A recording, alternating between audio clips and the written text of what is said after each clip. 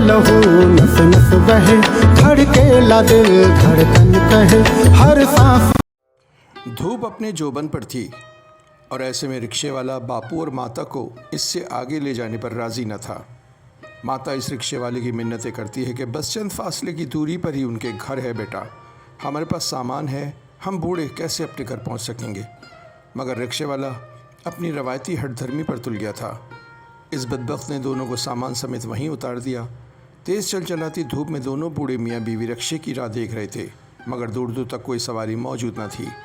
विनय अपनी चाय के होटल से इन दोनों को इस तरह खड़ा देखता है तो अपने मालिक बब्बन से उनकी मदद के लिए इजाज़त लेता है, मगर बब्बन उसे मना कर देता है और उसे काम में लग जाने का कहता है। विनय से बर्दाश्त नहीं हो पाता और वो बब्बन की परवाह किए बगैर माता और बापू के पास पहुंचता है और कुछ पसोपेश के बाद उनका सामान कंधे पर रखकर उनके मुकाम तक पहुंचाने चल पड़ता है। दोनों इसके इस इशार से बहुत खुश होते हैं। घर पहुंचकर बापू और उससे कहते हैं कि बेटा तुम किसी अच्छे घराने के मालूम होते हो, अगर तुम्हारा मालिक तुम्हें नौकरी पर ना रखे तो सीधे यहाँ चले आना। तुम्हें देखने से लगता है तुम किसी अच्छे घर के संस्कारी लगते हो। वैसे भी हम अकेले हैं, हमें भी अपने सहारे के लिए कोई चाहिए। और फिर वही होता है, बब्बन विनय को नौकरी से निकाल देता है। दूसरी तरफ माता और बापू अपने इकलौते बेटे को याद करके रो रहे थे कि अगर विनोद होता तो आज हमारे बुढ़ापे का सहारा होता। विनोद उनका बेटा था जो लाड प्यार और पैसे की फरावानी से इतना बिगड़ा कि वो गलत सोबत को अपनाकर गलत कामों में मुलव्विस होता चला गया और फिर एक रोज़ अपनी जुनूनी फितरत के बाइस उसके हाथों एक कत्ल हो जाता है।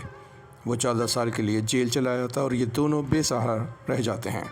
विनोद के 14 साल ख़त्म हो चुके थे। वो अचानक जेल से छूटकर घर आ धमकता है और आते ही वो उनसे 5 लाख का मुतालबा भी करता है।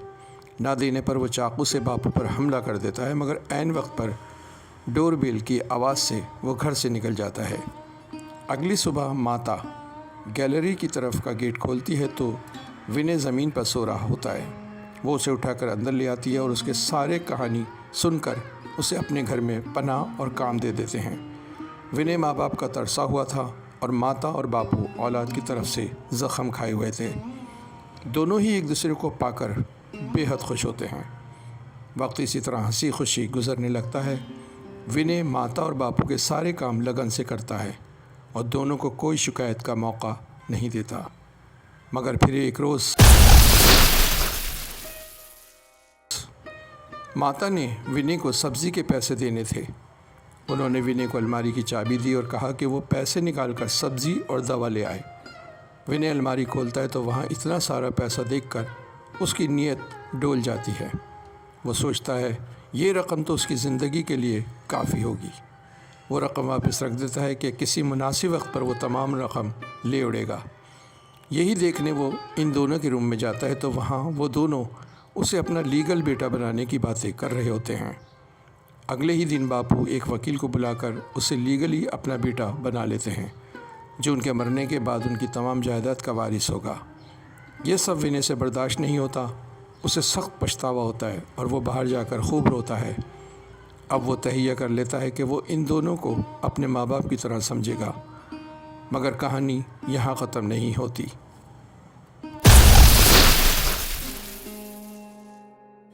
विनोद अब की बार एक नई प्लानिंग के तहत घर में दाखिल होता है और माता पिता से अपने किए पर शर्मिंदा होकर माफ़ी मांगता है।